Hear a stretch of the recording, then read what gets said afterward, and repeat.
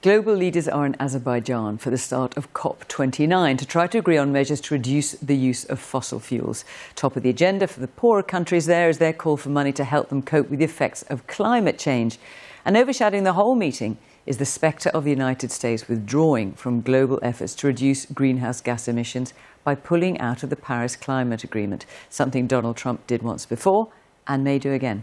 Our climate editor, Justin Rolat, reports from Baku. In the last few days, wildfires have been burning on both coasts of the United States. There was even a bushfire in a New York City park. Meanwhile, the Philippines is enduring its fourth cyclone in 3 weeks.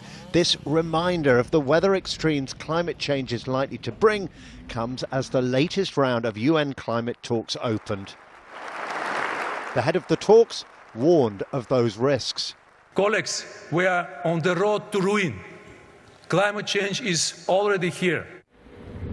Like in Somalia, where it's driving even hotter, drier weather, which in turn is deepening conflict.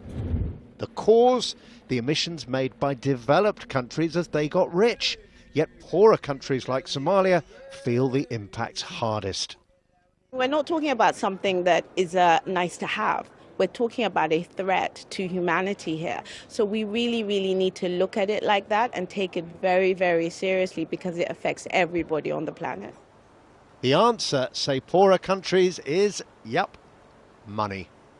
Developing countries want to see the flow of cash from rich to poor increase from $100 billion a year to $1 trillion a year. It is a huge sum, and perhaps not surprisingly, the list of world leaders who've decided not to come here is increasing.